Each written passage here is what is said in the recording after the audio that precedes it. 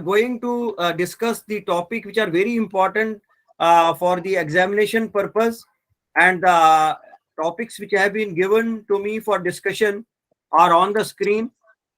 I wish all of you a brilliant success, friends. Just for the purpose of response, I want from all of you, I will say good evening, and all of you say together good evening. Good evening to all. Sir. Good evening. Thank you. Good evening, friends. Good evening, friends. You see, friends, I will be discussing the I will be discussing the topics from the examination purpose, view of examination purpose. And if you will have any query, please note it down on your notebook immediately. And when we are going to close the session, before that or after the close of session, we will give 10 to 15 minutes for recapitulation as well as for the replying of your queries. Even if you feel that your query is very important, and you can interfere in between also by unmuting your mic. And when you are listening to it, please keep your this mic on the mute. Secondly, one very important point which I want to share with you is that this is a theoretical portion which I am going to discuss with you, but the questions are in between it. So each and every line is important, because when we are going to discuss the important provisions of negotiable instrument, we will be discussing all the important aspects of negotiable instrument, and that is what is a holder, what is holder in due course, or what are the payment in due courses, or what are the important due dates, how to calculate the due dates of the bill of exchange or promissory notes. So you will have an art how to calculate them. That questions I have type of questions I have put it in the material for you. So please go for this session thoroughly and listen to each and every line, please. Then we will go for Bankers Book Evidence Act, KYC policy, prevention of money laundering, then important sections of Banking Regulation Act, then monetary and fiscal policy, and different types of rates which are given by Reserve Bank of India, and the fiscal policy of the government.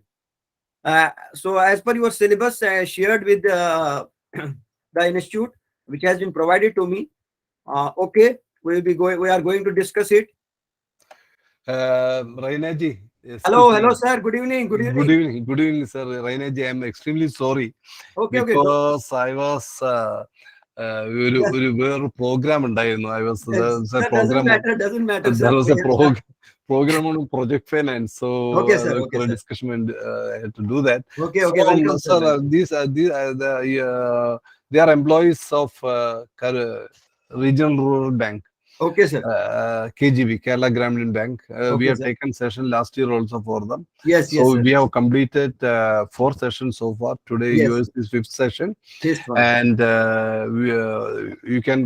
It's a very vast topic, but if you can take up the important sessions which is most relevant to them, so that they can write the exam, and we can share the material which you are giving, so that I will share with them tomorrow, so that they can go through that also. So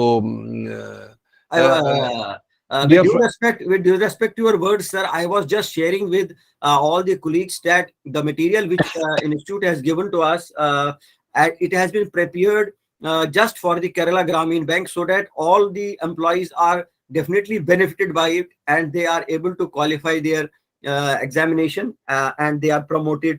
This is my internal wish to all of them, sir. Thank you. So we have today with us Raina, Bharat Raina. So sir is from, are you now from Panipat? Where are you from? No, sir, I am from Mumbai today. Mumbai only today. Yes, sir. Mumbai. Sir is from Mumbai, so he has vast experience in bank, both as working as a banker as well as trainer. He's a person who has been awarded the best trainer by Punjab National Bank. He has been working as trainer for 2 or 3 important training institutes of PNB, and he has been taking classes for JAB and CAB.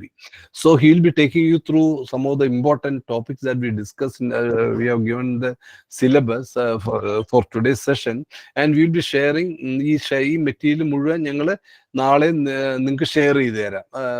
Mister Soman ഞങ്ങൾ share ചെയ്ത് കൊടുക്കും. They will share it with you also. Okay, എന്തെങ്കിലും സംശയങ്ങൾ ഉണ്ടെങ്കിൽ ചോദിക്കണം. വളരെ important ആയുള്ള ചില ഇതിൽ നിന്ന് പല സെക്ഷൻസും ഒക്കെ പരീക്ഷയ്ക്ക് ചോദിക്കാൻ സാധ്യതകളുണ്ട്. പിന്നെ പ്രത്യേകിച്ച് റിസർവ് ബാങ്കിന്റെ റേറ്റ്സ്, മോണിറ്ററി പോളിസി, ഇതൊക്കെ വളരെ ഇമ്പോർട്ടന്റ് ആണ്. Okay, good evening all of you. Good evening. Okay sir. ആരൊന്നും മിണ്ടുന്നില്ലല്ലോ, ആർക്കും ഒരു സന്തോഷമില്ല തോന്നുന്നു അല്ലേ? Good evening sir. Good evening. എന്തെങ്കിലുമൊക്കെ good, thank you all. Thank you. Sorry, I got delayed. Okay, thank you very much. Right. Okay sir. Okay sir. Right. Yeah. Okay. Oh, let me continue sir. It's okay. Okay friends, Ajayan sir has given us the introduction. So I was discussing with you that we will start with important provisions of NI Act. Again, I am stressing that please listen each and every line, because each and every line is in itself a question, because these are very technical questions which you need to understand. In the first instance, the question is Negotiable Instrument Act 1881. Basically, if any question comes, when was it passed? So you have to give the date 9/12/81, and when it came into force, 1/3/1982. And one very important thing is that negotiable instrument is not defined anywhere in detail, but it has merely been stated that what negotiable instrument means. So negotiable instrument means a promissory note, a bill of exchange, or check payable either to order or bearer. This thing has been defined in Section 13 of Negotiable Instrument Act. So you need to remember that negotiable instruments have been defined in Section 13 of the NI Act. So from just this small paragraph, you got at least 3 to 4 questions. One is when negotiable instrument was passed. Second is when it came into force. Then where it is defined. So you can give the answer, it is not defined, but it has merely been stated that negotiable instrument means a promissory note, bill of exchange, or check payable either to order or bearer. So as defined, and it is written in Section 13 of NI Act only. Second point is demand draft. So whether demand draft is a negotiable instrument, this can be a question. Being a bill of exchange is also because demand draft is just a bill of exchange. It's also a negotiable instrument as per Section 85A. So demand draft is also a negotiable instrument. Now, one thing more is these are as per the Negotiable Instruments Act, but there is another act that's called Transfer of Property Act. As per Transfer of Property Act also, there are certain documents which are treated as negotiable instruments. So you have to be very cautious when the examiner puts the question. If examiner puts the question, what are the instruments of this negotiable instruments as per the Negotiable Instrument Act, then you have to give promissory note, bill of exchange, and check. But if the examiner puts the question, what are the documents which come under negotiable instruments, simply he has written and not written the act, then you have to give all these. That means as per Transfer of Property Act and Sales of Goods Act, the documents of title to goods, which include bill of lading. Bill of lading, I think all of you know. Bill of lading, when we are shipping certain goods, then bill of lading is issued. Railway receipts, then dock warrant. Dock warrant is a document issued by the shipping areas where the ports, where there are ports and they load and upload the required goods, they issue a particular type of certificate. Then warehouse receipts, which are approved by Indian Banks Association, IBA. This is also a negotiable instrument act as per the Transfer of Property Act. Then wharf finger certificate. Again, wharf is a place where ship may tie up for loading. So again, wharf finger certificate is related to the shipping. It's also a negotiable instrument. So I think it is very clear to you that negotiable instruments are as per the Negotiable Instrument Act 1. Second, as per the Transfer of Property Act. So you have to be very clear when the examiner puts the question, whether it has been given to give you the reply as per NI Act or as a whole, what are the Negotiable Instruments Act. So you have to be very cautious on this. Now, the second question can be characteristics of negotiable instrument. What are the characteristics of negotiable instrument? And there will be various characters given. You have to tick mark the characters. So if you know the characters, all of the characters, you will be able to reply them immediately. One very important thing about negotiable instrument is it should be in writing. That means it cannot be oral.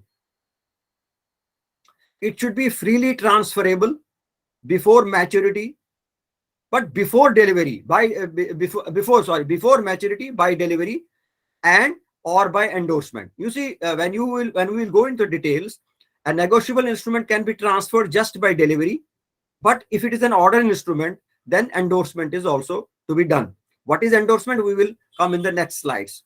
So freely transferable before maturity, by delivery, and should be endorsed if a order instrument. The instrument should be duly signed, because without sign, it will not be recognized as a negotiable instrument. Title of the holder must be free from defects. That means the holder of the instrument who is holding a bill of exchange or a promissory note or a check or a draft, it should be free from defects. That means it should not be a person who has stolen it, or it should not be a person who has taken it illegally. So title of holder must be free from defects. Then next is has the right to sue in his or her own name. That means the person who is holding the negotiable instrument, he should have the right to sue in her or her own name. That means the person should be sane. He should not be insane, or he should not be a minor. Then unconditional. Negotiable instrument should be unconditional. There is very important point that it should be unconditional. If there is given any condition on a negotiable instrument, then it will not be called as a negotiable instrument. Next is it is presumed to be drawn for a valuable consideration.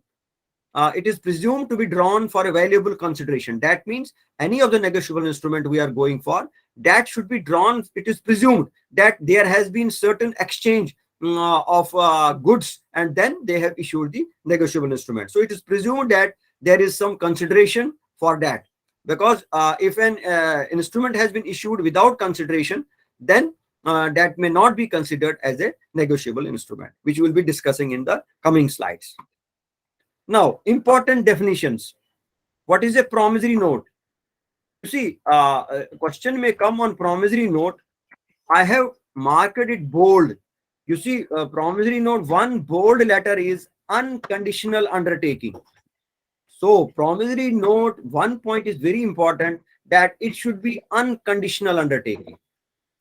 If we go to the definition of it, Section 4 of the NI Act, promissory note is defined in Section 4 of the NI Act. It is an instrument in writing, not being a banknote or a currency note, containing an unconditional undertaking, signed by the maker to pay a certain sum of money only to or to the order of certain person or bearer of the instrument.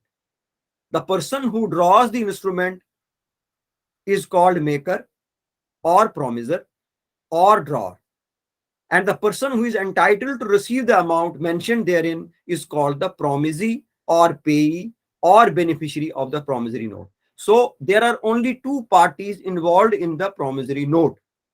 As per Section 31 of the RBI Act, general public is prohibited from issuing promissory note. Very important again.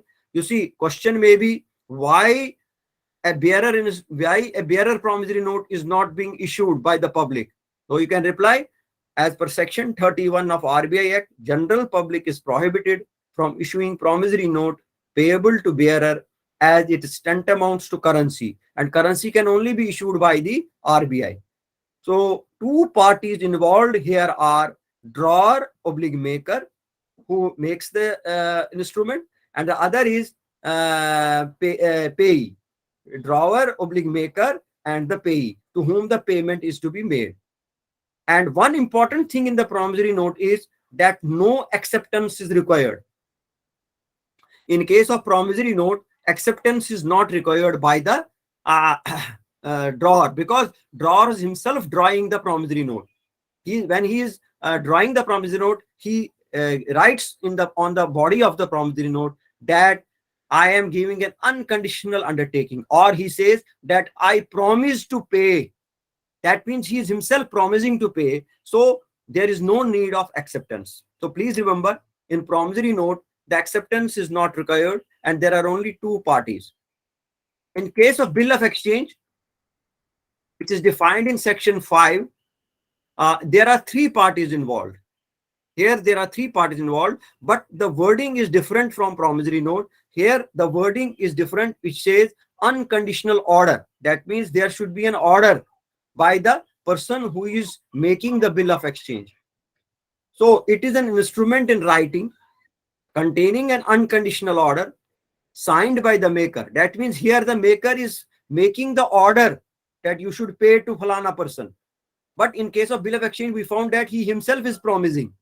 So in case of bill of exchange, the buyer is himself making the promise to pay. But in case of bill of exchange, the seller is making the unconditional order and ordering the purchaser that you should pay. Signed by the maker, directing a certain person to pay a certain sum of money only to or to the order of a certain person or the bearer of the instrument. Maker of the bill is called the drawer, and the person who is directed to pay is called the drawee, and to whom payment is to be made is called the payee.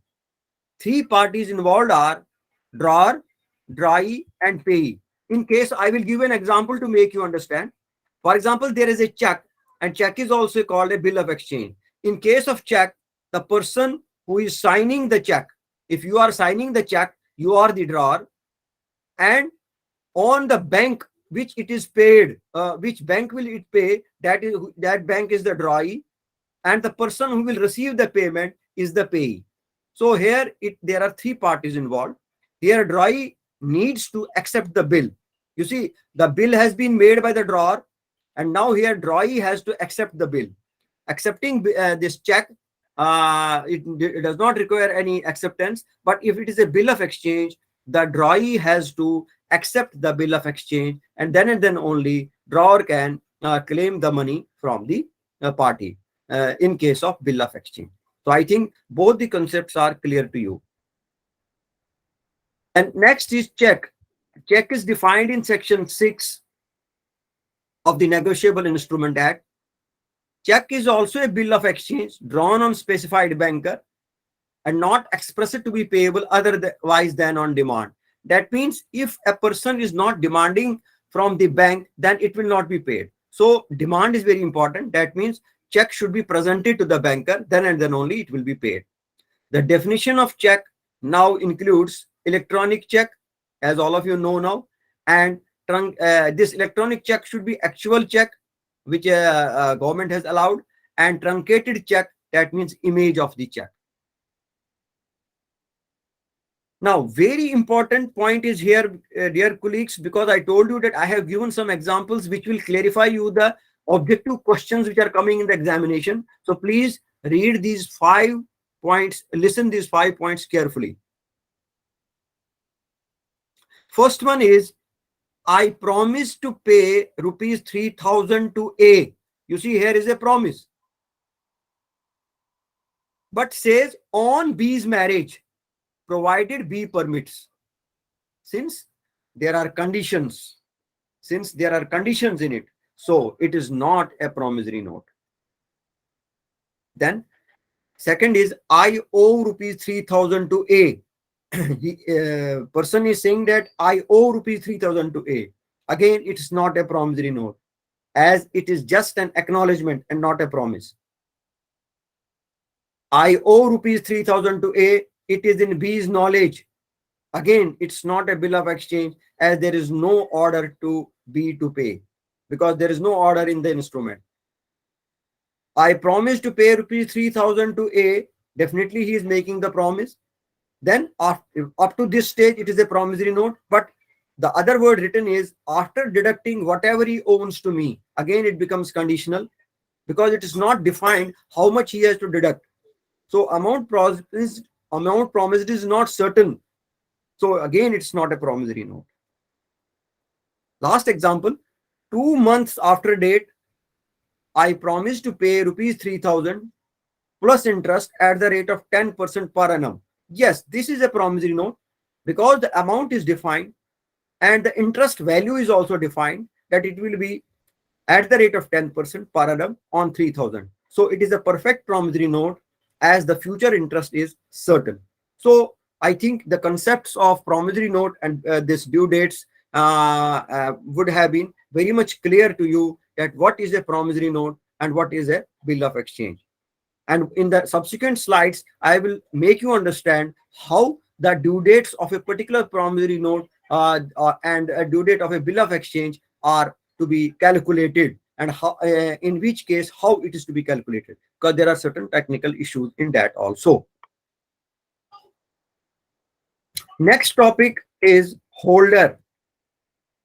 Friends, this is a very important point that people do not make it clear, that what is a holder and holder in due course. I think it should be very much clear to a banker, because it is when a banker is in the bank, he needs to understand what is a holder and holder in due course. Although holder is defined in section 8 and holder in due course in section 9. In holder, I will just give an example and you will immediately understand. When you have issued a check for donation and the donating person has received the check, the person becomes the holder. If you have issued a gift check to a person, he becomes the holder. If you have issued a check to the legal here, then it becomes a holder. But in case of holder in due course, the consideration is important. That means that there should be certain exchange of goods, and then he should have issued a check to them. So the difference between them is that a holder of a promissory note, a bill of exchange or check means any person entitled in his own name to the possession thereof and to receive or recover the amount due thereon from the parties. But consideration is not essential. The examples are check given for donation, gift, legal heirs of the payee. Again, I will give one more example. For example, you have to collect your own check from a bank and you have no time. Then you send your PN, your own personal check, you send your PN to a particular bank for collecting the check. Since you have given permission to the PN to collect the check, the PN becomes the holder. But he is not a holder in due course. But the holder in due course are you yourself, because the check belongs to you. So I think the concept of holder is clear. In case of holder in due course, consideration is necessary. It means a person who, for consideration, became the possessor of a promissory note, bill of exchange, or check, if payable to bearer or payee, or endorsee thereof if payable to order. That means if it is payable to bearer, then it will be exchanged by delivery just, and if it is payable to order, then it will be transferred by endorsement. But before the amount mentioned therein becomes payable, that means it should be transferred before due date and without having sufficient cause to believe that any defect existed in the title of the person. That means, you see, we may not be able to look into the depth that whether there is some defect in it. But if we suspect any defect without having sufficient cause, immediately we should not be able to understand that there is any doubt. If there is any doubt, without having sufficient cause to believe that any defect existed in the title of the person from whom he derived his title. So if you have any suspense or you have any doubt about that title, then you can question for it, and he will not be called as a holder in due course. Then next concept is payment in due course. Very important again. This is defined in section 10 of the NI Act. Friends, any instrument to be called a payment in due course, there should be these 3 points. If there are not these 3 points, then it is not a payment in due course. That means the banker will not be liable if he has not made the payment in due course. If he has not the payment according to these 3 points, then he will be liable. So payment in due course is: 1, it should be as per the apparent tenor of the instrument. What is this apparent tenor of instrument? I will discuss. It should be issued in payment should be made in good faith and without negligence. And third is under circumstances which do not afford a reasonable ground for believing that he is not entitled to receive the payment. First is apparent tenor of the instrument. That means when any person is making when any bank is making the payment, when any officer or any executive or any staff is making the payment of a check, it should be as per the apparent tenor. For example, if the payment of a crossed check is made across the counter, if the check is crossed and the customer has come and said, sir, I want a payment, and you have made it, so it is not a payment in due course because it is not as per the instruction of the instrument. A second example, payment of post-dated check. You have issued a post-dated, you have paid a post-dated check. So you have not the mandate because the date has not yet come and you have made the payment. So it is not as per the apparent tenor of the instrument. So one thing is this. Second is in good faith and without negligence. That means your payment should be in an honest manner and without any suspicion. You should not feel any suspicion while making the payment. Third is under circumstances which do not afford a reasonable ground for believing that he is not entitled to receive payment. This is very sensitive point. How we will be able to understand this?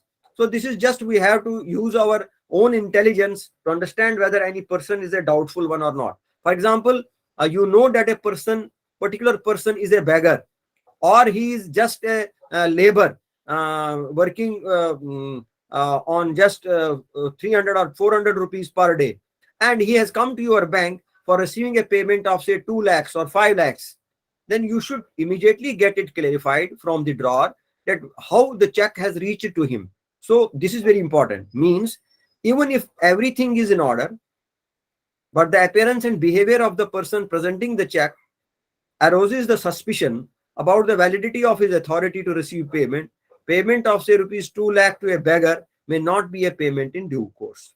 So friends, these 3 points are important. So for the payment in due course is concerned. So as per apparent tenor of the instrument, in good faith and without negligence, under circumstances which do not afford a reasonable ground for believing that he is not entitled to receive the payment. Now next point, very important again, days of grace and due date calculation. Here also I have given some practical examples so that you are able to reply in your examination if any of the question comes on the due date. And generally I have seen, I have observed in my tenure, in my official time, that this question was generally asked for. It may be this promotion test, or it may be CIB or GIB. This type of question is generally asked for. So in order to understand it, you need to understand these 4 points. If you have understood these 4 points, then you can immediately calculate the due date. It is defined in section 22, and it has written there that promissory note and bill of exchange are to be allowed extra 3 days. That's called grace period. And it is expressed to be payable. So these 3 days are called grace period. But what are the points that we have to keep in mind? For instruments payable in installments, the days of grace are to be allowed for each installment, where the promissory note or bill of exchange is payable after a specified period or on a specified date. 3 days of grace are to be allowed. Where it is stated that grace period not given, please remember, where it is stated that grace period not given, then no grace period is to be allowed. where days of grace are stated to be more, where in promissory note or bill of exchange, if there is written that there should be a grace period of say 6 days, but you have not to obey those 6 days. These are to be restricted to 3 days only. These are the important points you have to note for the due date calculation.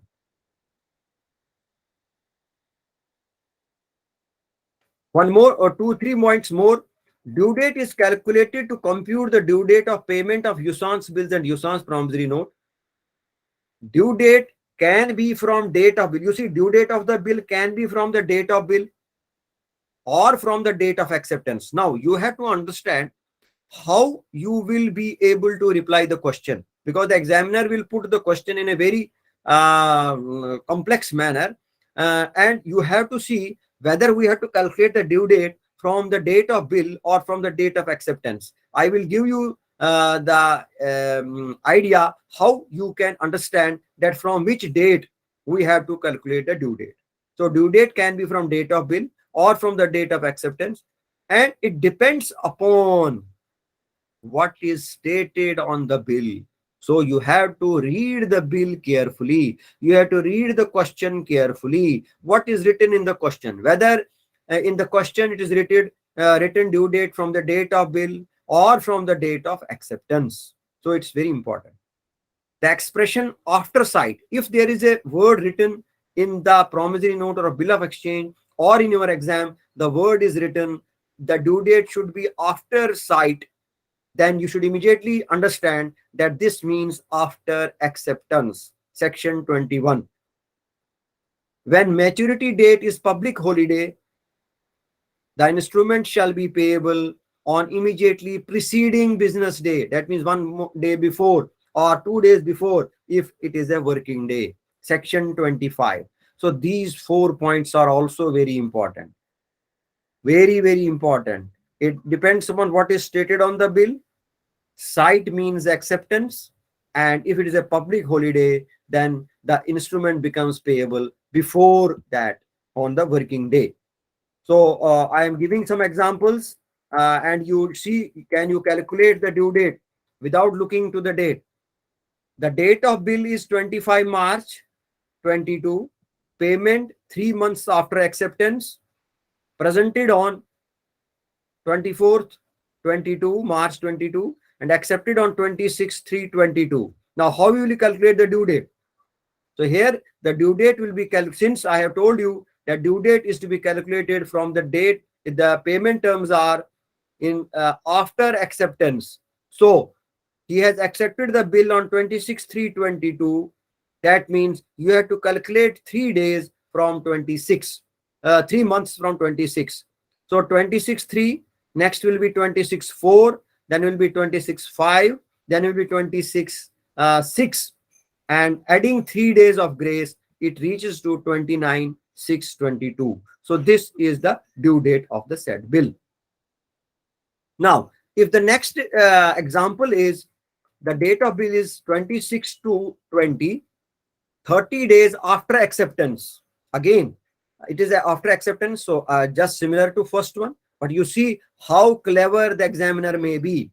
He has given the date 25/2/20, presented on 25/2/20, accepted on 28/2/20. Now, as per our calculation for 30 days, 28/2/20, you have to understand that 20 is a leap year. So the dates will start from 29. So 29 will be the first day, and another 29 days of the March, then 30, 31, and 1st. So 1st April will be the due date. So you have to take into consideration the leap year also if the date by examiner is February. So again, you have to be very cautious on this. Next example I am giving. 1 month after acceptance. So here it is 23/12/22. So immediately you will say, oh, it's a very easy question. 23/12/22, that means it will be 23/1/22 after 1 month, and 3 days we will be calculating, that means 26/12/22. But no, friends, 26 1/23 will be a wrong answer, because 26/1/23 is a public holiday for us. It is a Republic Day, so we have to pay it earlier. So due date will be 25/1/23. Again, 25 days after date. You see the next example, it is 45 days after date. Very clever. You see, presented on, accepted on, but it is, the wording is to have 45 days after date. So you had to calculate 45 days from the date of bill, 26/12/22. So 45 days will be from 26, 27, 28, 29, 30 and 31. That means 5 days of December, then 31 days of January, that means 36 days, and 9 days of February, 3 days added to it, it will become 12/2/23. So due date will be 12/2/23, because it is 45 days after date. Here acceptance word is not there. Last example, 2 months after sight.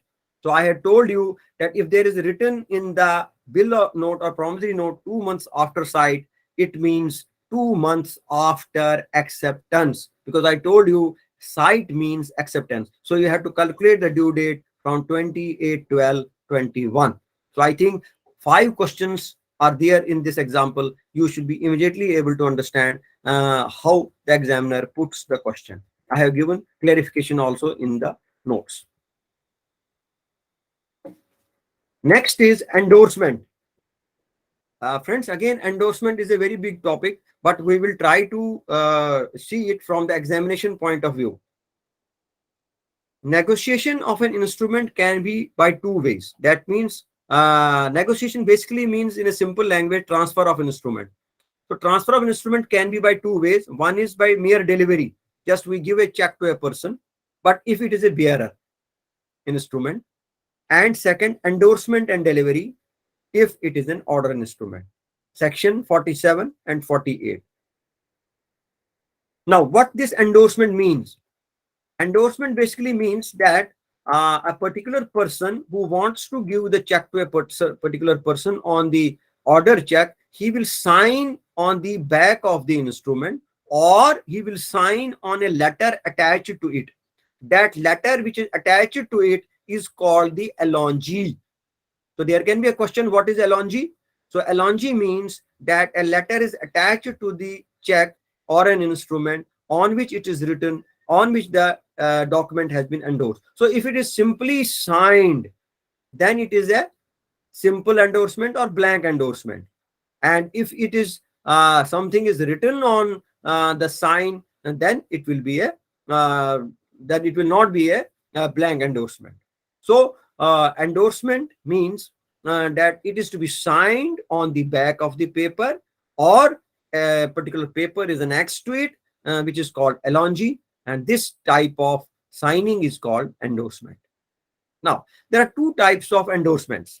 One is regular and irregular endorsement. It's very important because many questions are coming on regular and irregular endorsement. I have given an example in this also, which type of question the examiner puts, so that you are immediately able to answer. The endorsement must be regular to be legally effective. Following rules make the endorsement regular. How endorsement can be regular? Signature of the endorser. That means the person who is endorsing, he has to make the signature, or it should be signed by some authorized agent, which can act on behalf of the endorser. And if the instrument is payable to 2 persons, both should sign in their own handwriting. Signing in capital letters is not considered as regular endorsement. That means capital letters one is signing, and that's not be treated as regular endorsement. One. Second, spelling, very important. The endorser should spell his name in the same way as it appears on the instrument as payee/endorsee. That means whatever the spellings are written on the document, he should endorse in the same manner. For example, if the payee's name has been written as Rajindra, Kumar. Instead of Rajinder Kumar, he should endorse as Rajendra Kumar. He should put the signature, put his signature like this, Rajendra Kumar, and in bracket he should write Rajinder Kumar. That means basically he is Rajinder Kumar, but actually the instrument is having the word Rajendra Kumar. So this is the correct endorsement. Second thing very important in endorsement is that the additions or deletions should not be done. For example, if there is an endorsement by H.C. Hegde, for example, a person is H.C. Hegde, he is endorsing the check, word H.C. Hegde is written. He should not endorse just H. Hegde only. Mr., Mrs. or Doctor should not be written before the name. So there should be no prefixes while endorsing.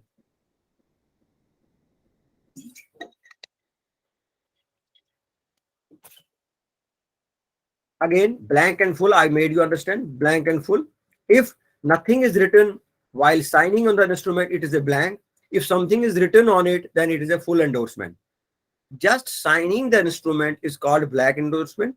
And if something is added after a signature, for example, if A endorser writes pay to B or order above his signature, it's called full endorsement because he has written something on it. If he had only signed it, then it is a blank endorsement. That means the payment can be taken by any person, but he has written A endorser writes pay to B. That means bank is bound to pay to B only. So it is full endorsement. So bank has to identify Mr. B. Similarly, there are conditional endorsement and restrictive endorsement. Conditional endorsement means if particular person has endorsed, signed on the document, but he has put a condition on it. But this is not called a valid document in India. Restrictive endorsement, again, he has restricted further endorsements, then it is called a restrictive endorsement. Because if he has written here that this should be paid to Mr. B and no further endorsement, then it is a restrictive endorsement. Forged endorsement. Oh, very good. Forged endorsement. Forged endorsement means that any person who has taken up the instrument and he forges the signature of a particular person and makes the endorsement on the document. You see, if banker is not able to find out, then it is very difficult because the true owner should get the payment. But one thing is important, that in case of forged endorsement, the banker is also protected if the banker has made the payment in due course. Again, I stress, if the banker has made the payment in due course, then the banker will be protected. What is forged endorsement? If an endorsement is made by a person other than the holder, by signing the name of the holder, it is a forged endorsement. Endorsees subsequent to the forged endorsement do not derive any title to the instrument. Again, very important, these two lines are important. Endorsees subsequent to the forged endorsement. That means any person who has forged the endorsement, thereafter any person who is endorsing, he will not have a legal title. That means the document will not belong to them. So endorsement do not derive any title to the instrument, even if they obtain instrument in good faith and for value. So after forged endorsement, the document becomes invalid for the subsequent endorsers. Although before the forged endorsement, they will be responsible, but after forged endorsement, all of them will not have a better title, and they will not be having the valid title for receiving the payment. So, but however, the paying banker gets protection under Section 85 in case of forged instrument, but when he will get protection if payment has been made in due course. That means, as I told you in the Section 10, that if all the 4 points are agreed and then you have made the payment, even if the endorsement has been done, that endorsement is regular and there is no suspension to believe that we have made the payment, or payment has been made as per apparent tenor of the instrument, then the banker will be protected. Otherwise, banker will not be protected. But for the purpose of examination, you have to remember that forged endorsement is, banker is protected in this, provided the payment has been made in due course. Now, endorsement by minor, section 26. A minor can endorse a check, but he will not be able to he will not be liable as endorser. That means minor can sign on the instrument, but if any legal issue comes, he will not be liable. Endorsement on bearer's check. So if check is a bearer one and you have signed on the back of it, but that will have no meaning, because bearer check, in case of bearer check, endorsement generally is not required, because the act says, as per section 85(2), says once a bearer, always a bearer. So no effect of endorsement on the bearer instrument. Next, very important topic, crossing of checks. Friends, crossing of checks is also very important, because questions are asked from this also, and objective questions are coming. Very important, two aspects you have to remember in the crossing of checks, and you will never fail in answering the crossing of checks. I will give you two main points. One is a crossing of checks, general crossing, and another is special crossing. So you have to differentiate between the two. Crossing is an instruction given to the paying banker to pay the amount of the check or draft through a bank only. Crossing of check is basically an instruction to the banker that whenever the check is presented, it should not be presented by any person directly. It should be presented through bank. That means there should be a bank stamp on the check. Then and then the payment should be made to the particular bank, or payment should be deposited in the bank's account only. So it should not be given in cash. So crossing of checks means that the payment should be through a bank only and not directly to the person presenting the check. Two types are general crossing and special crossing. In general crossing, please remember, as per section 122(23), that in case of general crossing, the check should be crossed in two transfer parallel lines. If a check is crossed under two transverse parallel lines, just simply it will be called general crossing. And if there are certain words written in it, still it will be considered as a general crossing. But the two lines are mandatory. Two parallel lines in transverse direction are essential for general crossing. In case of special crossing, the two parallel lines are not mandatory, but the name of the bank who is presenting the check is important. So in case of special crossing, name of bank is important. Section 124, where the check bears across its face an addition of name of a banker, that check shall be deemed to be crossed specially. In special crossing, two parallel lines are not essential, but the name of the bank is essential. So if normally two lines are drawn, transverse lines are drawn, then it is the general crossing. But if the name of the bank is written, although the two transverse lines are also drawn, then it will become a special crossing. If two transverse lines are not drawn and the name of bank is written, still it will be called as special crossing. So one very important conclusion is that in case of general crossing, two transverse lines are important, but in case of special crossing, the name of the bank is important. Next is not negotiable crossing. Section 130. A person taking a check crossed generally or specially bearing in either case the words not negotiable shall not have and shall not be capable of giving a better title to the check than that which the person from whom he took he had. This means, this not negotiable crossing means basically, if the check is crossed on its side with and the words not negotiable crossing is written, that means if any person takes the check, a fraudulent check, then that he will not have a better title than that fraudulent person. That means it cannot be transferred. Not negotiable crossing means that the person who is receiving the check will not have the better title.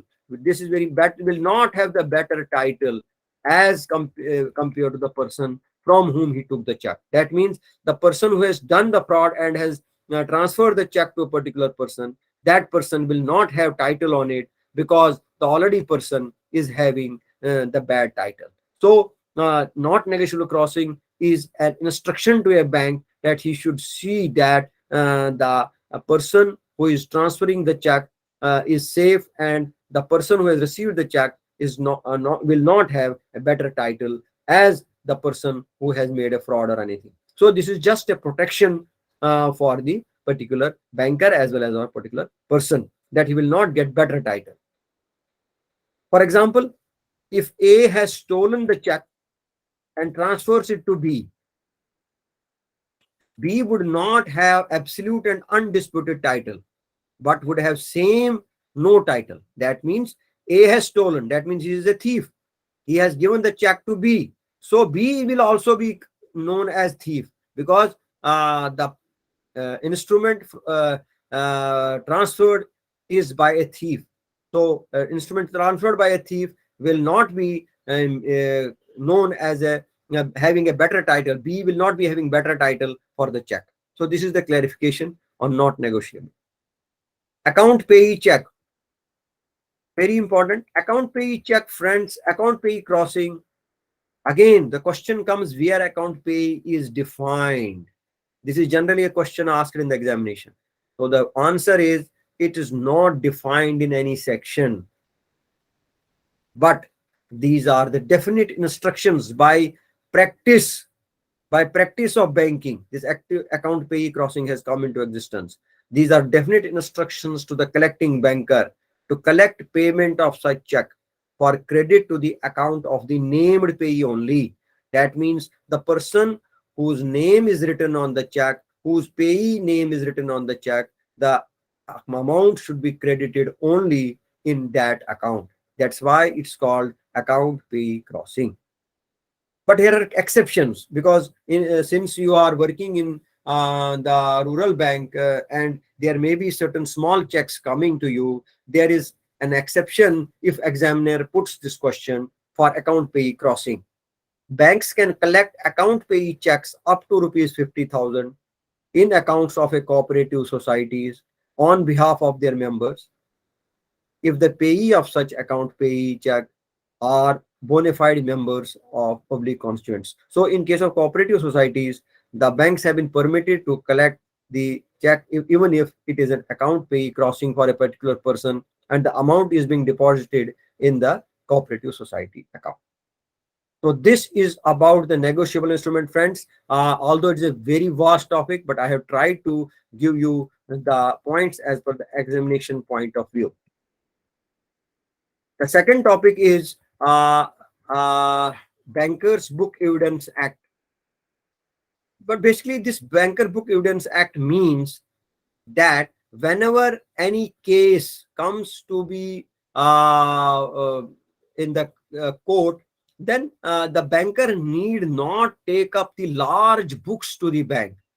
Just by attesting those documents, copy of those documents, the banker can submit it in the court. That's called Bankers Book Evidence. So this act was passed in 1891 so that the banks are not forced to carry bulky or voluminous books and ledgers with them in original, because there are very big ledgers in where those times there were very big ledgers and banks will have to take up the ledgers with them. So that, at that time, this Bankers Book Evidence Act has come into existence, and these days also it has been extended to the printouts, the copies, the computerized printouts, etc., signed after by the banker, that will be considered as the original document, but under certain conditions. What are those conditions?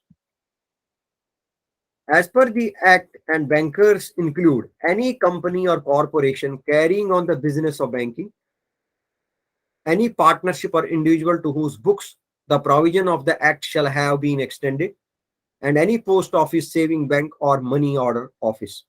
This is for the bank. So for bank book evidence is considered, these three will be considered. Now, what are the bankers' books? These include ledgers, day books, cash books, account books, and all other books used in the ordinary course of business of a bank, whether kept, you see, Now the word is whether kept in written form, because there were manual books were written in previous days. Now as printed outs of the data store in a floppy or in a disk or in a tape or in any form of electromagnetic data or storage devices or say CBS, because all the banks are now on the centralized banking solution system, and we can take up the printout from that. So all this will be considered as bankers books. But what is the important note? This is to be understood. The copy of entry in bank's books while producing to the court should certify that it is the true copy of such entry as contained in one of the ordinary books of the bank's oblique printout, and that book oblique record is still in the custody of the bank. So friends, this is the technical word which can be asked in the examination, that from this topic, bankers book evidence, that you have to, when you produce the copy to the court, you have to write this language or you have to make a stamp of it and then sign on it. What is to be written in the stamp? The copy of entry in bank's books should certify that it is a true copy of such entry as contained in one of the ordinary books of the bank's oblique printout, and that book oblique record is still in the custody of the bank. That means that record should be in the custody of the bank. In any proceeding where bank is not a party, for example, if bank is not a party in a particular case which is in a court, then certified copies may be produced, but bank officer cannot be called as witness. However, you see, court may order otherwise for special cause. If there is any special cause, then the banker can be called for witness and may also order inspection of books of the bank. So court has the power to check whether the attested copy, whether the true copy submitted to the court is correct or not. So the court can go for inspection of the original books of the bank also. So this is so far the banker's book evidence is concerned. So this is very important. This point is very important in case of this topic. So a question may come from this topic. Now third topic, very important again, KYC. Friends, all of you are listening to KYC and you are also observing it, KYC and EKYC.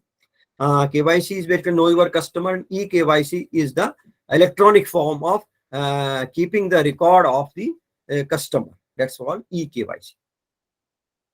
And we will also discuss about the prevention of money laundering.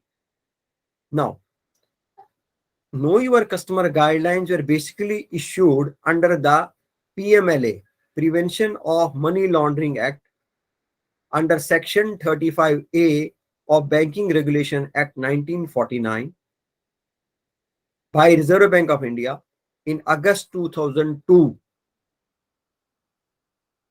It was revised in November 2004 as per recommendations of the Financial Act Task Force, FATF, Financial Action Task Force. Please remember this short name. What is this FATF? A question may come, what is FATF? So you have to write FATF means Financial Action Task Force on Anti-Money Laundering, AML, standards, and CFT, combating financial terrorism. So on this basis, it was revised in 2004.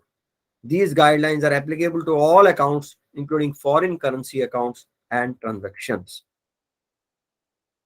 At present, the banks have to comply with KYC directions 2016 as amended from time to time and obligation under PML Act.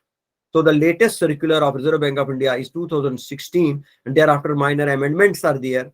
So main guidelines were issued in 2016. As per the circular, the main pillars of KYC are, so you should know the pillar because a question may come, what are the 4 pillars of KYC? What are the 4 points of KYC? What are the 4 important features of KYC? These are customer acceptance policy, customer identification procedure, risk categorization, and monitoring of transactions. Here, customer acceptance policy means that the bank will not open an account for a person who is fictitious or who is anonymous. That means person is not known, because proper CDD, customer due diligence, is to be taken care of while opening the account. So customer acceptance policy of the bank is that they will open only the account for the person who are having proper customer due diligence. So this is called customer acceptance policy. Second is customer identification procedure.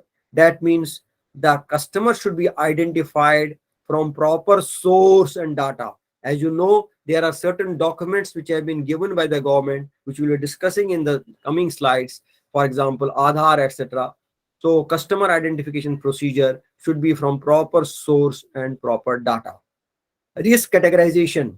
Whenever we are opening the account, we should immediately categorize the risk, that whether the account customer is a low risk customer, whether the customer is a medium risk customer, or whether it is a high risk customer. So question may come, say for example, they say that a person is a jeweler, he is having a shop of gold and jewelry and also having diamonds. So that will be categorized as a high risk customer or a medium risk customer, depending upon his amount of this transactions which you have asked for. And it is not a low risk customer. The low risk customer means an employee or a labor or a normal course, a particular officer. So these are called low risk customers. Then there are medium customers and high risk. So how it has to be categorized? On the basis of salaried person, government department, residential status, NRI. So if person is NRI, he will be deemed as a high risk customer. High net worth individuals, people who are having very high income or very high assets, that will be considered as high risk customers. Then trusts, NGOs, and politically exposed persons of foreign origin. That means any politically exposed from foreign person has come to India and residing in India, then we are opening an account for him. Again, it will be a high risk customer. Non face-to-face customer will be a high risk customer, and medium risk we can consider on the basis of the income. Again, if any person is having say income for a month more than 10 lakh, or he is an IAS officer, or he is a big advocate, so you can call it a medium risk customer, because the funds are coming and going in the accounts on a very large scale. So this is risk categorization. Then monitoring of transactions. That means if any person is depositing amount which is more than 10 lakh, or in parts of 10 lakh, or a person is a labor and in his account regularly rupees 1 lakh, 2 lakh, 3 lakh, 10 lakh is coming. So you have to be very cautious. That means suspicion of entry will be there. So that's called monitoring of transactions. So 4 pillars of KYC are customer acceptance policy, customer identification procedure, risk categorization, and monitoring of transactions. Under customer identification procedure, very important point, under customer identification procedure, customer should not be required to furnish separate proof of current address. You have identified a customer, he has given you, say, an Aadhaar card, but his address may be different from where he has come. For example, he has come from UP, or he has come from Bihar, and now he is residing in Punjab, or is residing in somewhere else. So although identification is there, but shall not be required to furnish separate proof of current address. What can bank do? If it is different from the address record in OVD, in such cases, the bank shall merely obtain a declaration from the customer indicating the address to which all correspondence will be made by the bank, and the local address for correspondence for which their proof of address is not available shall be verified through positive confirmation, such as how acknowledgement of receipt, letter is to be sent, registered letter is to be sent, checkbook, sending a checkbook if it is received at a particular address. If it comes back, then we can hold the account. ATM cards, telephone conversation, or visits in the place or the like, or particular officer is going and visiting the place, that can also be a condition, and we can open the account. Customer due diligence and sharing KYC information with central KYC is called CKYCR, as I already told you. In this case, Government of India authorized the Central Registry of Securitization, Asset Reconstruction and Security Interest of India, CERSAI. Again, remember this word. You see, this is very important. What is the full form of CERSAI? CERSAI means Central Registry of Securitization, Asset Reconstruction and Security Interest of India. So this objective question coming in your exam, you should be able to remember this overall name of the CERSAI. So, and perform the functions of CKYCR. Now, reporting, very important. All reporting entities, means all banks, are to file with CKYCR. This KYC, which has been opened by the Government of India portal, then all the banks, even rural banks, even your bank, the electronic copy of KYC records of a customer is to be submitted within 3 days after commencement of an account-based relationship. That means when as soon as the account is opened, within 3 days, this information is to be submitted to the reporting agency CKYCR. Although this is being sent centralized, because these are not sending by branches. Branches are not sending. This is being sent by centralized, and branches have to submit the copies to their back offices or to their circle offices, and they in turn report it to the one agency, and within 3 days they are to be submitted to CKYC, and keep a physical copy of these records also. There is one clarification on KYC, that is small accounts, because question may come from this area about the small accounts. So you should have the concept of small accounts also. Friends, what is a small account? Basically, first we will discuss what is a small account. Then you will be able to understand about it. In case of small account, a small account can be opened on the basis of self-attested photograph and affixation of signature or thumb impression, as per the notification of Government of India dated December 16, 2010.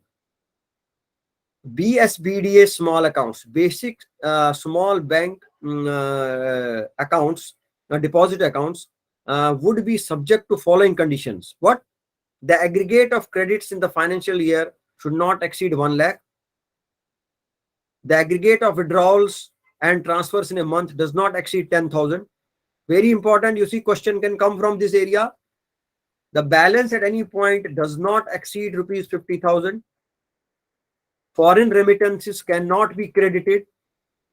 The accounts are valid for 12 months initially, which may be extended by another 12 months if a person provides proof of having applied for an officially valid document. We can although open the account with certain restrictions, but after 24 months, the person has to give some official valid document about his identification and about his address, etc.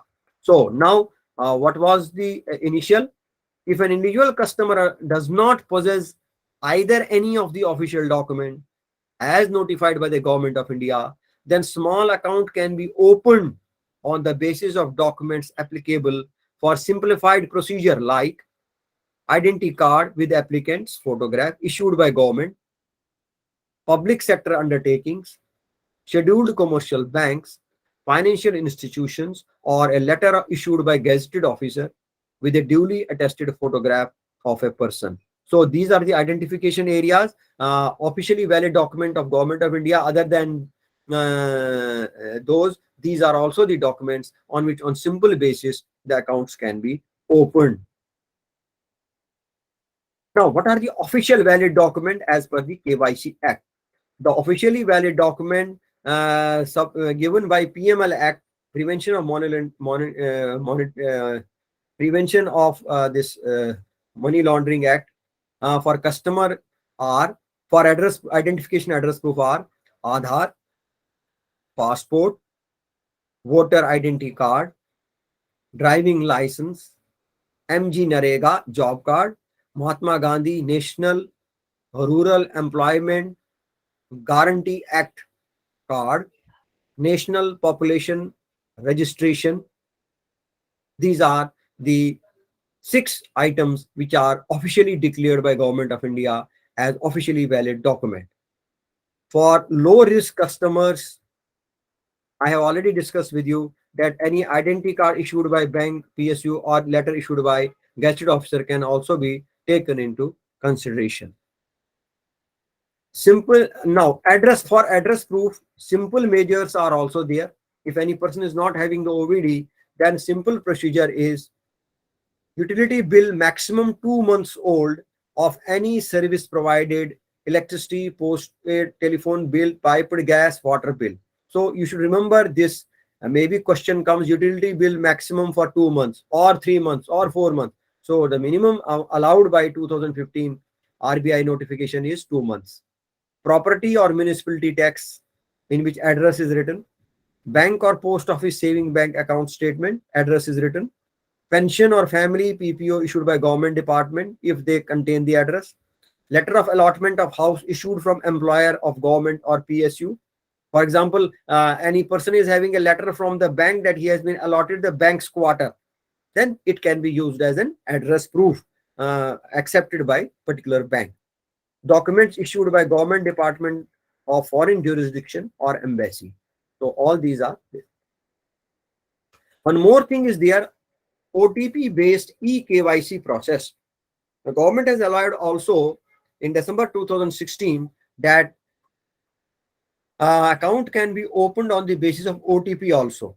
But there are certain, again, limitations for this. This mode can be used in case of non-face-to-face mode. That means a particular customer may not be able to come to the bank. Still, account can be opened on EKYC basis. But there are certain restrictions on it. How? There must be specific consent from the customer and aggregate balance shall not exceed 1 lakh. If it exceeds, no operation shall be allowed till normal CDD is carried, customer due diligence. Aggregate credit in the financial year not to exceed rupees 2 lakh.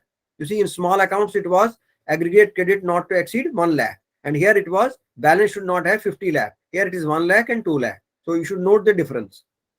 Loan account of term loan cannot be opened up to 60,000 in a year only. Accounts not to be allowed for more than 1 year unless proper CDD is done. So if on the basis of particular case, EKYC accounts are opened, but they cannot be allowed for more than 1 year unless and until proper customer due diligence is done. That means all the officially valid documents which are provided by the Government of India are to be obtained after 1 year. Then otherwise the bank will stop the transaction of the account. Now, this is very important, friends. The questions are coming from it that who is the beneficial owner in case of a company account? Who is a beneficial owner in a partnership firm? Who is a beneficial owner in an unincorporated association or trust, etc.? In case of single account, the beneficial owner is only the person who has opened the account. But in case of company, any person having more than 25% of shares of capital or profits of the company will be known as beneficial owner. So he have to submit all the documents which the bank will ask for. So he is the beneficial owner. In case of partnership firm, any person having more than 15% of capital share or profits, he will be a beneficial owner. And similarly, in others also, more than 15% of capital profit. Friends, so these 3 points are very important because one question is generally coming from only this portion.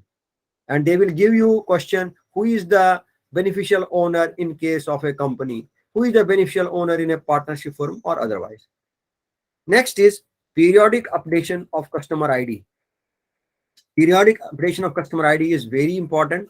That means 2 years in case of high risk customers. This is very important question. This is also coming sometimes.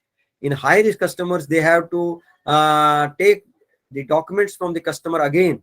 identification and address proofs after 2 years. In case of medium risk customers, 8 years. And in case of low risk customers, it is 10 years. Now, sometimes the question comes, CDD in case of foreign student. So if any account is being opened by your bank for a foreign student, because Kerala Grameen Bank is doing a good job, and there are many universities in Kerala and foreign students are admitted there. So if such type of question comes in your exam, then what to do? CDD in case of foreign students. CDD means customer due diligence.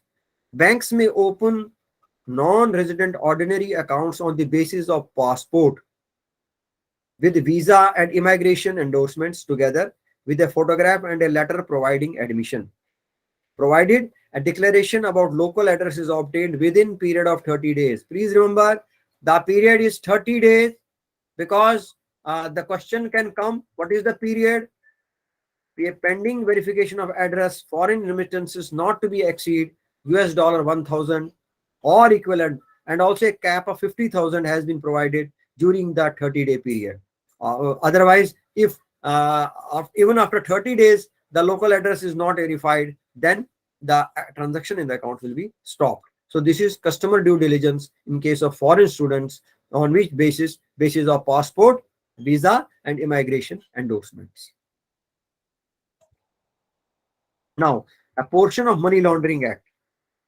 The Money Laundering Act is basically, I told you that what is money laundering? Money laundering means that converting the illegal money, that means any money created out of any crime or during trafficking, etc., into legal and legitimate money.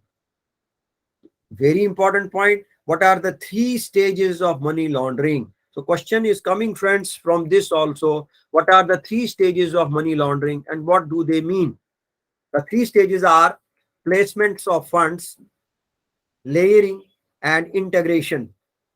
Placement of fund means physical disposal of proceeds of criminal activity. That means some funds have been given to a particular person to perform a criminal activity, and that amount of cash is physically disposed of. That's called placement of funds. Layering means separating the money from the source by creating complex layers of financial transactions. That means if they have received, say, 1 crore rupees and they have deposited, say, small amount, 1 lakh in number of accounts, that's called layering. Then integration, placing the laundered proceeds, then receiving those payments from those accounts and integrating them again for the use for legitimate purpose. So placement of funds, layering and integration. Money Laundering Act 2002, the main purpose I told you that it was prevent the money laundering and also to seize or confiscate the property that has been created out of money laundering. Now, what are the obligations of the banks? So question may come from this area, friends. These 2 pages, again, very important because question can come from this. Reporting and maintenance of record of transactions. Cash transaction of above rupees 10 lakh or its equivalent in foreign currency. Series of cash transactions connected to each other of below 10 lakh or its equivalent in foreign currency within a month and aggregate value exceeds rupees 10 lakh. Within a month, please note, within a month. Suspicious transactions in cash or otherwise. Cross-border wire transfers of value of rupees 5 lakh or its equivalent in foreign currency, where either the origin in destination of funds is in India. This is to be reported by the banks. These transactions are to be reported by the bank. So this is the obligation of the bank. Preservation of records, very important because one question is at least coming from this prevention of records. Preservation of records. From 200 questions which are coming in your exam, one question is generally coming on this preservation of records. Maintain all necessary records in hard or soft form in respect of both domestic and international transactions for at least 5 years. So as per Money Laundering Act, record is to be kept for at least 5 years from the date of transaction between the bank and the client. So this is as per Money Laundering Act. Then preservation of records pertaining to identification address at least 5 years after the business relationship has ended. That means even if the account has been closed, still 5 years record is to be kept. So this is as per the Money Laundering Act. So please remember these things. Reporting of transactions to FIU, Financial Intelligence Unit. So where these transactions are reported, it is reported to the Financial Intelligence Unit of Finance Ministry, Government of India. Cash transactions of above rupees 10 lakh. The report is called CTR and it is to be disposed of. Report is to be sent within 15 days of close of each month. Suspicious transactions STR within 7 days of confirmation of suspicion. Counterfeit currency within 50 days of close of each month, and any other within 15 days of close of each month. And if the bank violates any of these directives, then a fine of rupees 1 lakh is to be 10,000 is to be imposed by the RBI, and it may extend to 1 lakh for each failure. For each mistake, they have to pay from 10,000 to 1 lakh, which can be fined by RBI. So it's very important because the examiner can also give this question that if bank is not sending the information, what will be the fine? So you should note the amount of fine also. Next topic is important sections of Banking Regulation Act. Friends, you know that Banking Regulation Act is again a very fast topic, but I will give you very important points. It was started in 1949 and cooperative banks were also included in it in 1965. And this Banking Regulation Act was formed for regulating the banking companies. These are the 4 points for which this act was formed: regulation, control, suspension and winding up of banking business, penalties for violation of provisions of the act. These 4 are the fundamental points for which the Banking Regulation Act came into existence. What are the important sections? Please note, because I have given the important sections, although you may go for some other details also, but these are very important sections from which the questions are asked in the examination. The Banking Regulation Act 5B. As per Banking Regulation Act, the definition of bank 5B, control over advances of banks by issuing policy directives, section 21. Rate of interest charged by banks will not be under scrutiny of courts, section 21A. Obtaining of license to open a bank, section 22. Restriction to open new and transfer of existing branches by the banks, section 23. Maintenance of SLR by banks, maximum 40%, minimum RBI discretion, 24. Establishment of DIF account, Depositors Education and Awareness Fund, which was started in 21/3/14 by seeking transfer of funds lying in inoperative accounts for 10 years or more with banks, 26A. So this is very important. So bank may ask, examiner may ask this question.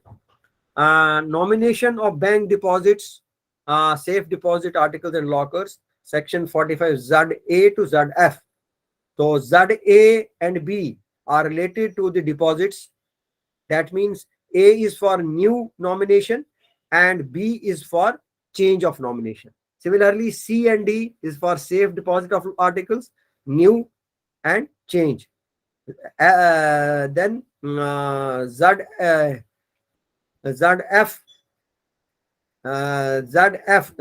ZA and B, ZC and D, then ZF, E and F are for lockers.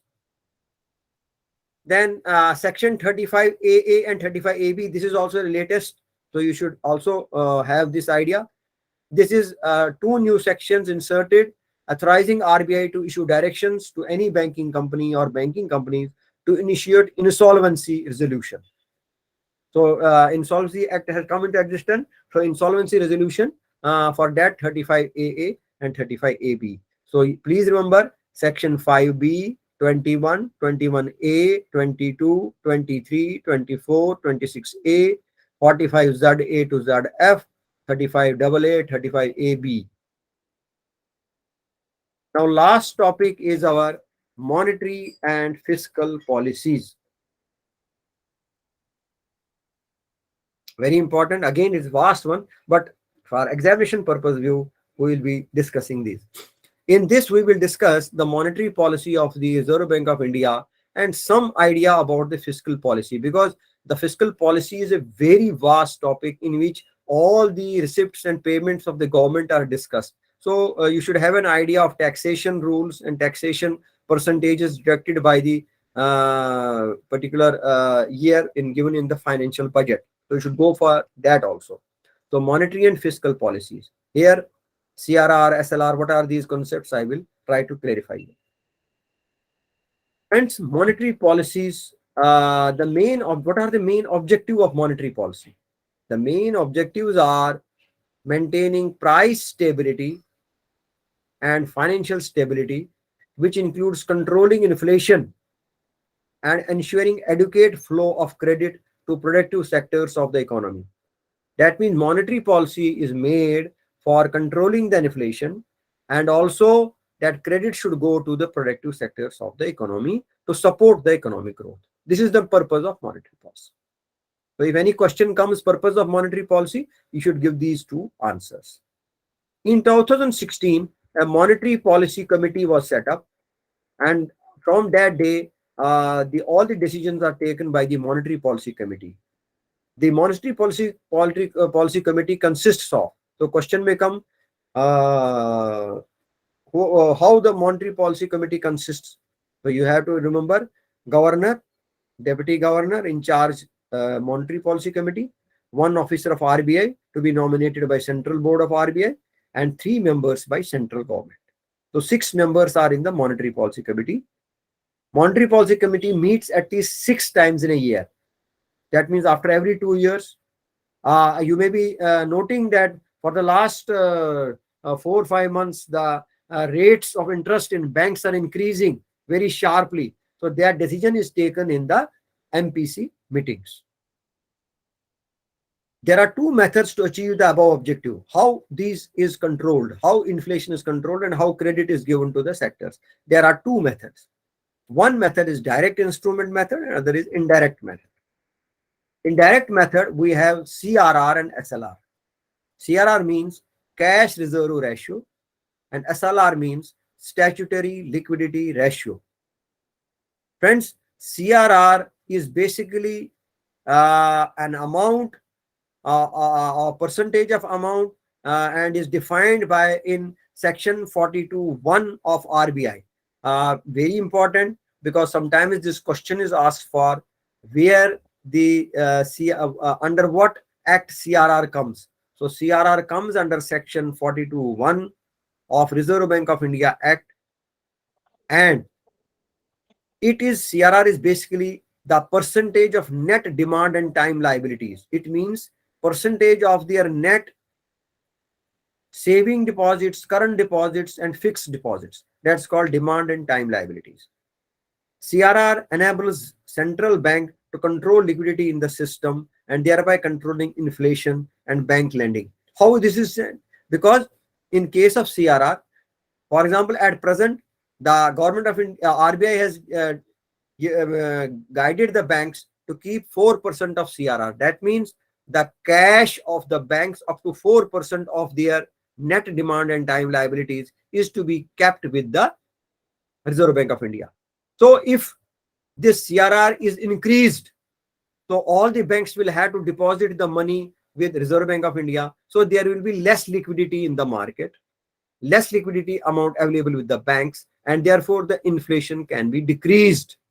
But if the inflation, there is deflation or inflation is not to the proper level, then the government can reduce this CRR so that the money flow goes to the banks. So that's how the CRR works.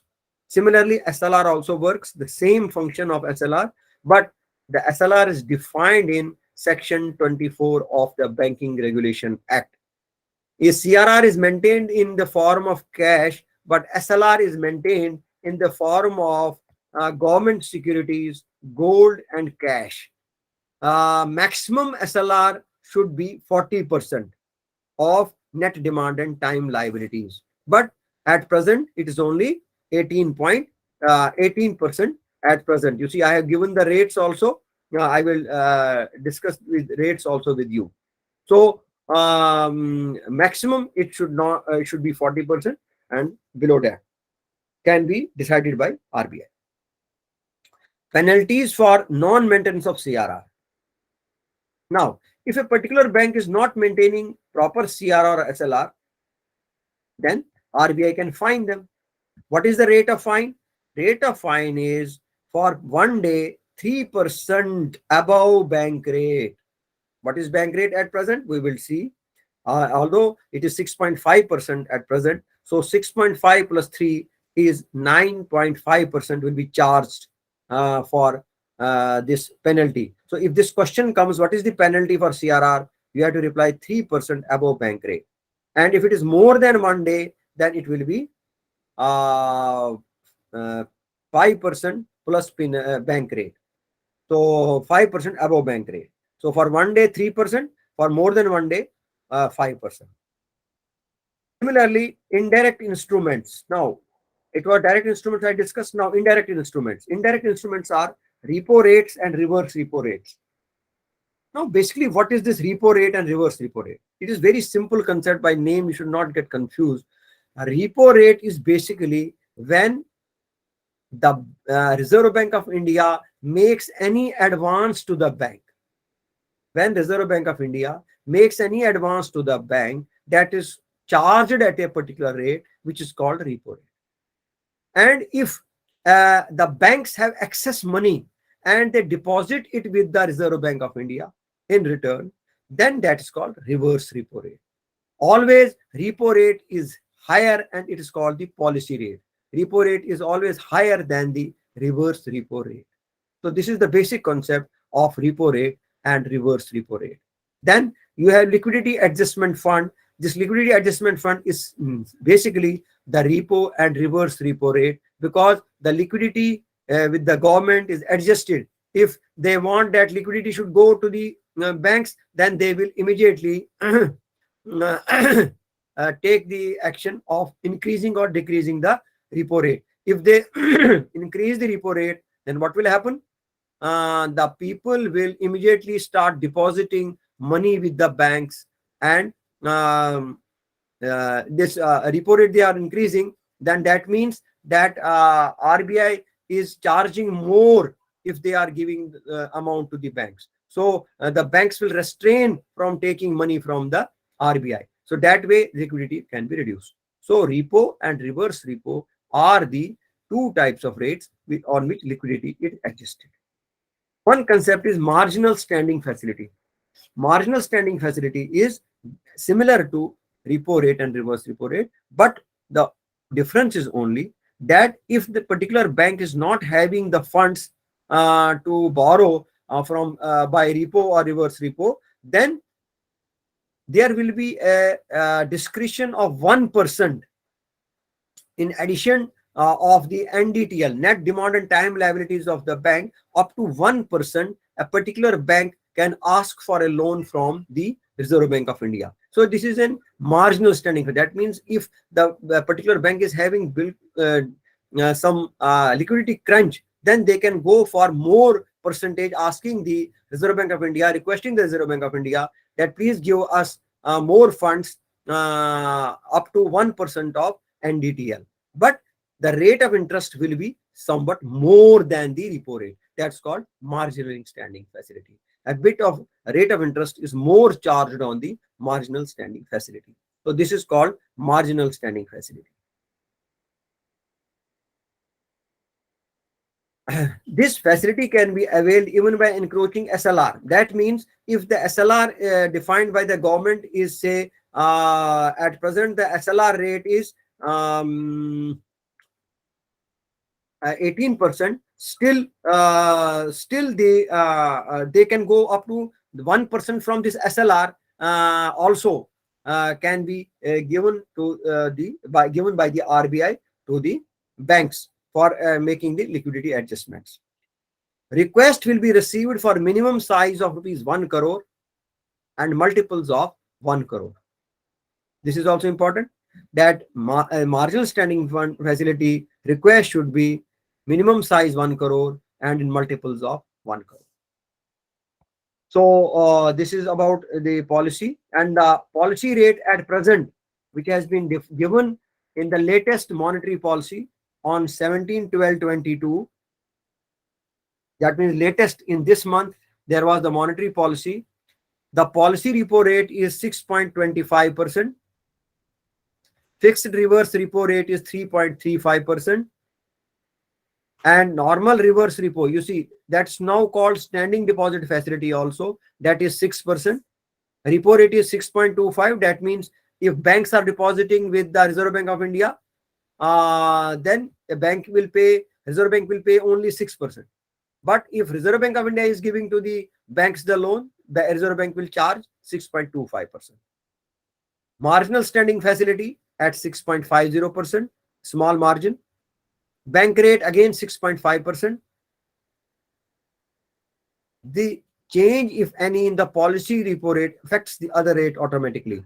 The Reserve Bank of India, when changes the rate, the policy rate 6.2 policy repo rate is changed and will affect other policies also. That means marginal standing facility is more by 0.25 only. Bank rate is also 0.25 more, and this standing deposit facility is 0.25 less than 6.25%. So this magic should also be in your mind, that if any question is asked for.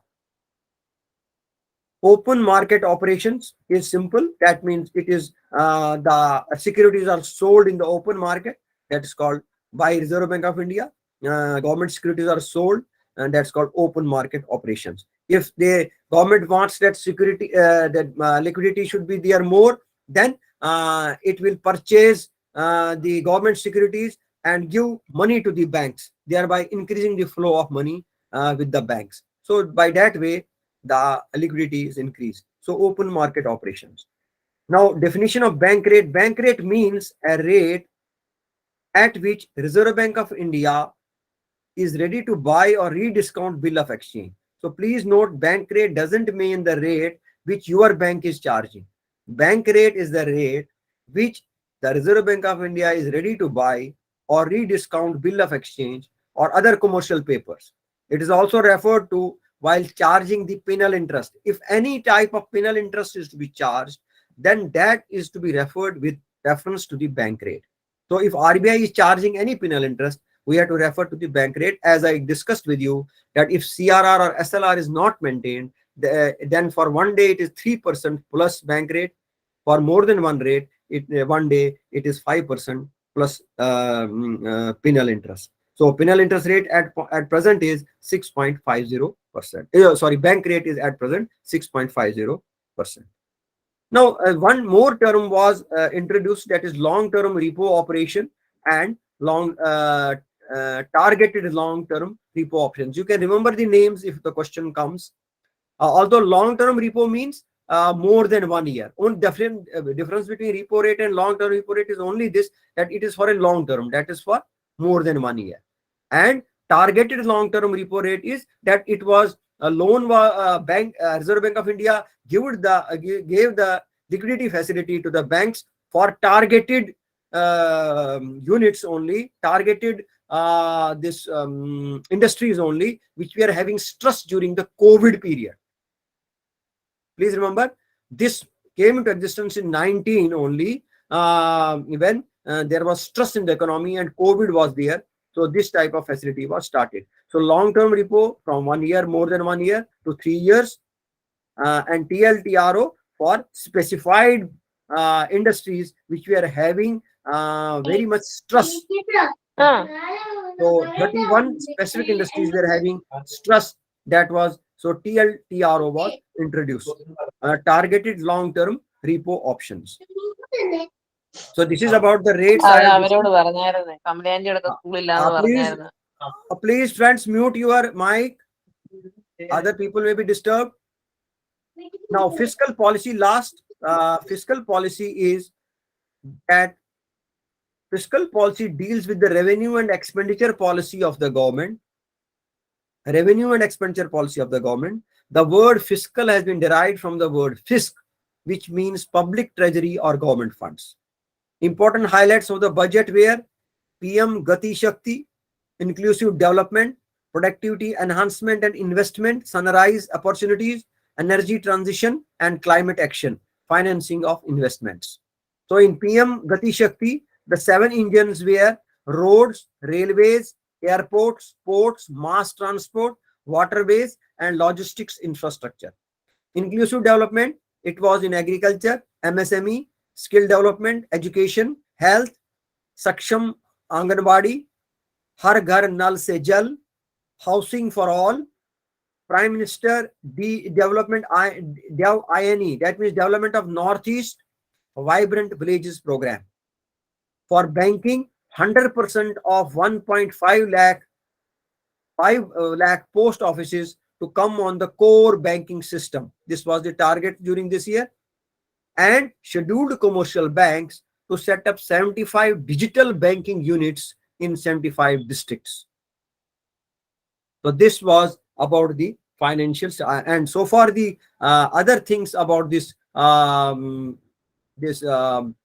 finance fiscal policies are concerned, that is taxation policy. Please go through the government policy for income tax and corporate taxes, which will be in your circulars, because it's a very vast now and it will be very lengthy if we go for that. So please go for that also and you will be benefited.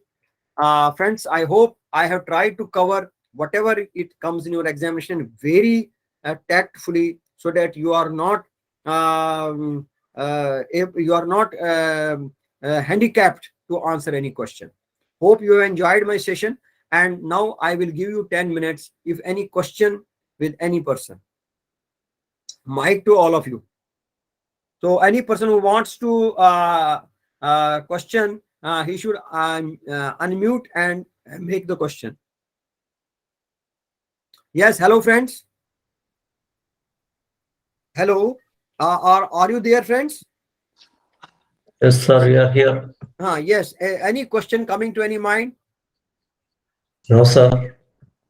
So was the topic discussion interesting or up to your mark? Hello. It was very nice presentation. Thank you very much. So friends, I will still send this material to Ajay sir, and in which turn he will give this material to all of you.